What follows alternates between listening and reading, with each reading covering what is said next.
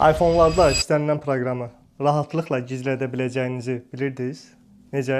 İndi göstərəcəm. Gizlətmək istədiyimiz proqramın üzərinə basılı saxlayırıq. Burada ikincini seçirik. Require Face ID.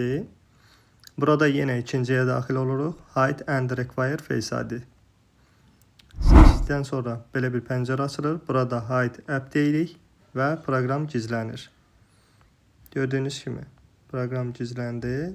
Axtarışda belə çıxmayacaq həmin proqram. Proqramı tapmaq üçün iPhone-da ən sağa gəlirik.